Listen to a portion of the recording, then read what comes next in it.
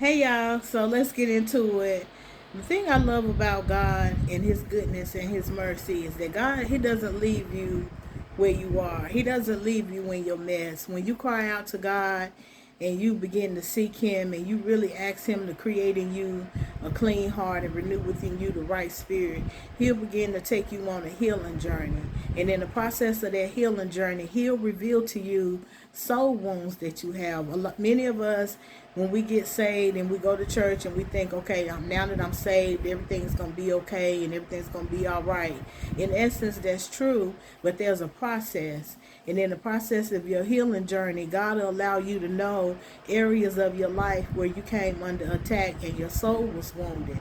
Soul wounds can be spirits of abandonment. Soul wounds can be rejection. Some people have suffered sexual abuse, sexual trauma, things of that nature. And the enemy, when you are anointed by God, he recognizes early on that you're going to be a threat to the kingdom of darkness. So his whole mission is to attack you while you're young.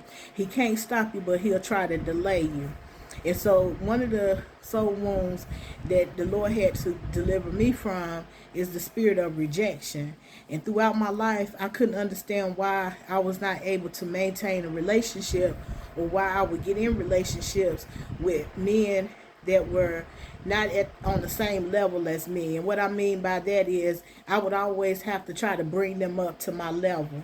And I know that there's some ladies out here that may be able to relate to that, even men, where you're dating and you know right off, you know the whole time that you're not dating on your level, but you have this need to want to try to fix people up, and you end up always coming out with the short end of the stick.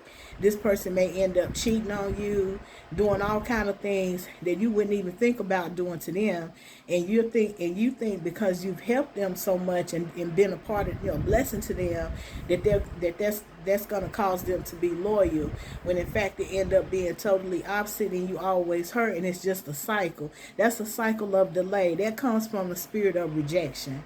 And so God, before he begin to elevate you in ministry, he has to deal with those soul wounds and stuff, because when you're a minister, when you have to pastor a flock, and God put you in charge of, well, he calls you to oversee the lives of people in ministry, you have to be in a position where you're healed.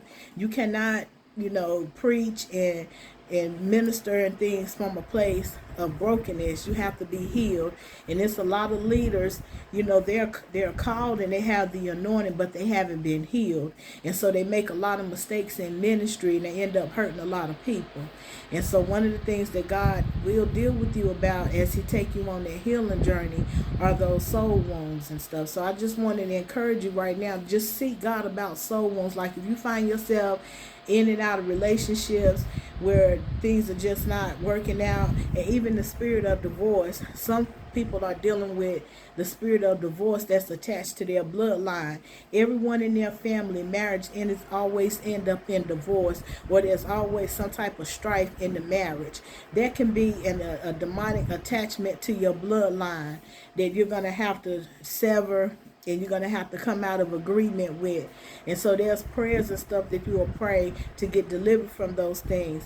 But I just want to encourage you on today, whenever you're seeing this message, that God is a deliverer, that he is a healer, and he don't want to just save you. He don't want to just save your soul. He want to heal your soul.